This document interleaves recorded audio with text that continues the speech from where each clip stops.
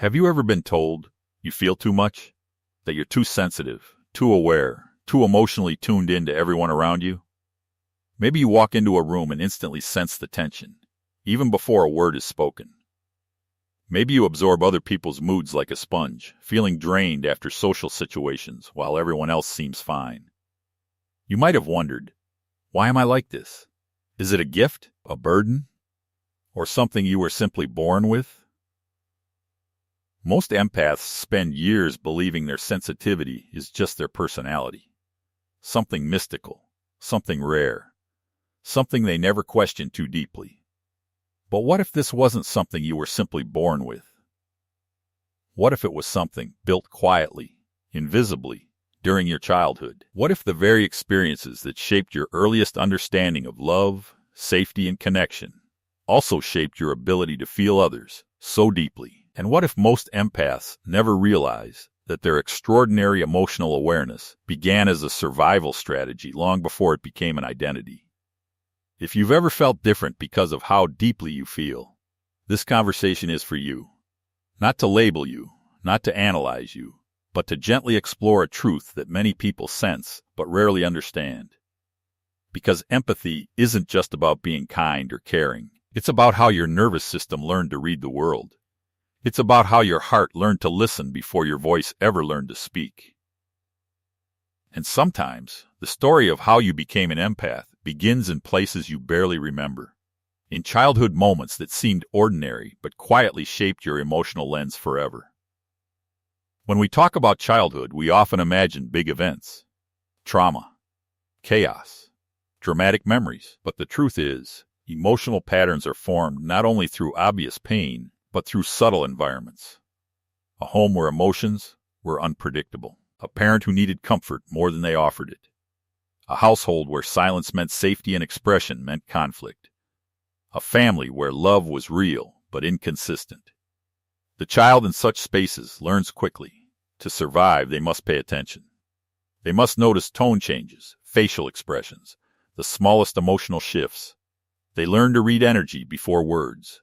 They learn to anticipate needs before they are spoken, not because they want to be special, but because it feels necessary.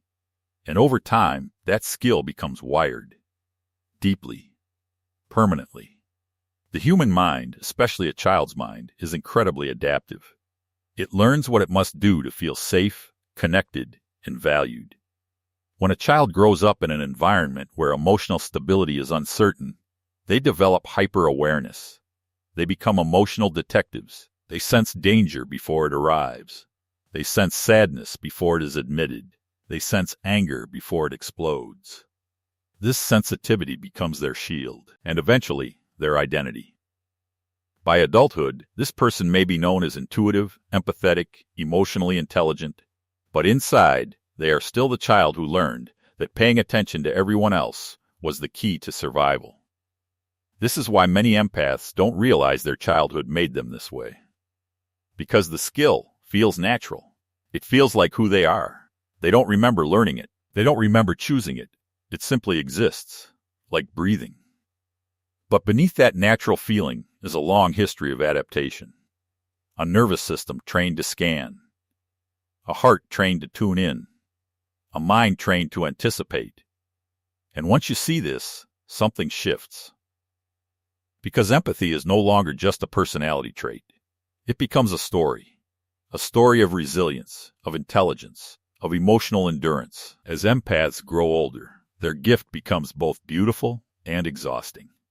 They can comfort others without being asked. They know what someone needs before the person says a word. They can sit beside pain without fear.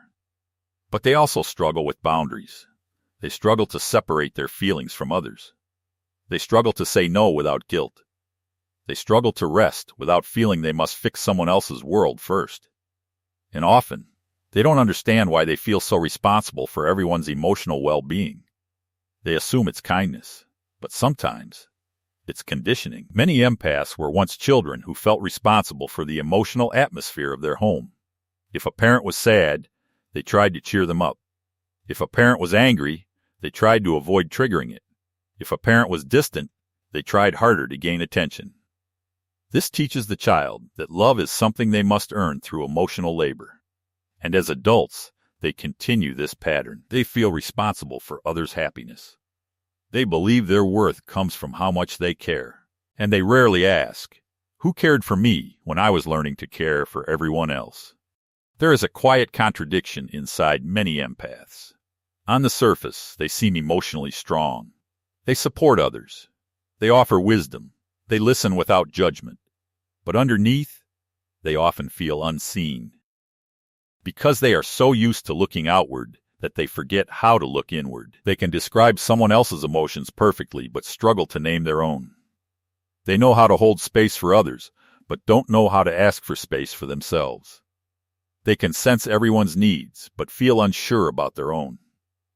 This creates a silent inner conflict, a heart that gives endlessly, and a soul that quietly longs to be held in return. Another contradiction appears in relationships. Empaths often attract people who need emotional care.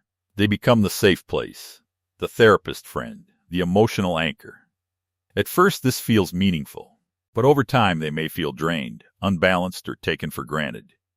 They may wonder why they always end up giving more than they receive, why their relationships feel heavy, why they feel guilty when they finally ask for something back.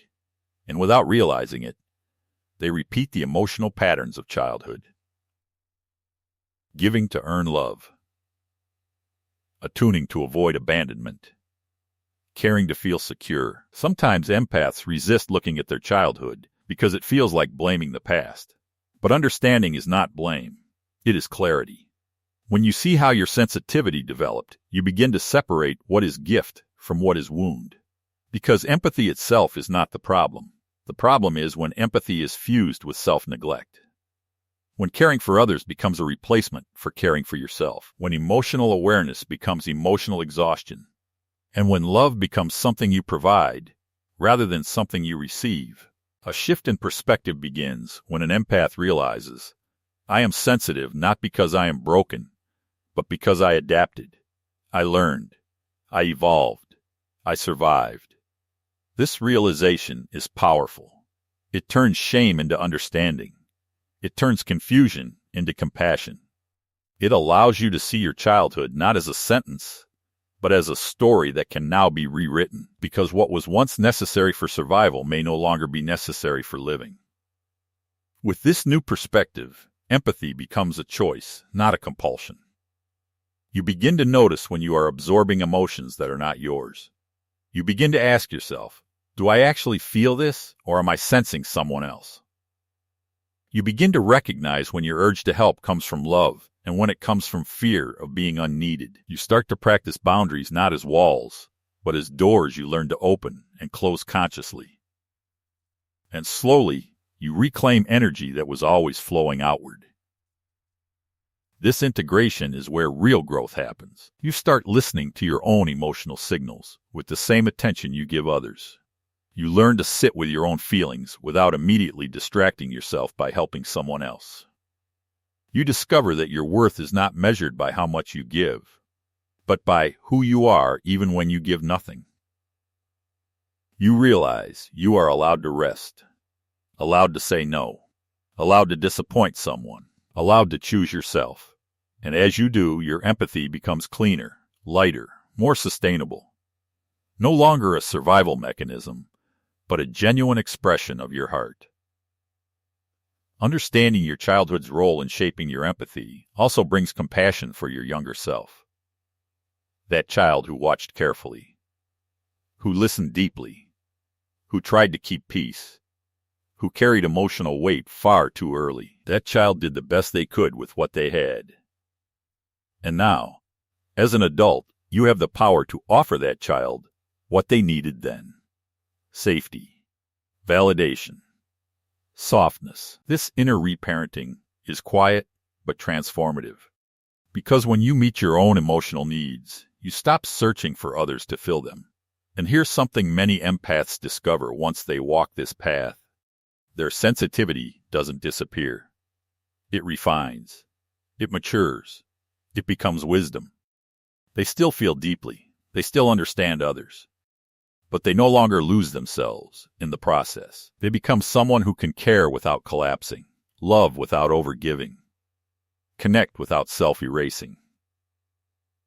Their empathy becomes grounded rather than overwhelming, balanced rather than consuming.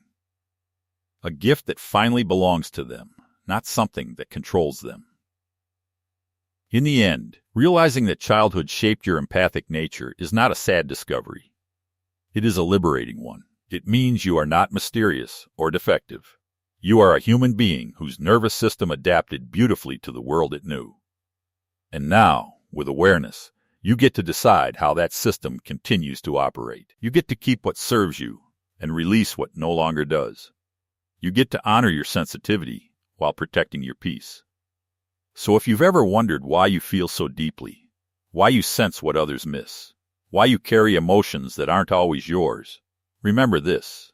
You didn't become an empath by accident. You became one through experience, through adaptation, through an inner intelligence that kept you connected when connection mattered most.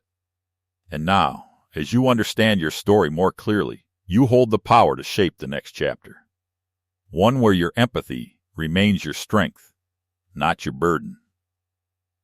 One where your heart stays open, but your boundaries stay strong. One where you finally give yourself the same compassion you've spent a lifetime giving to everyone else.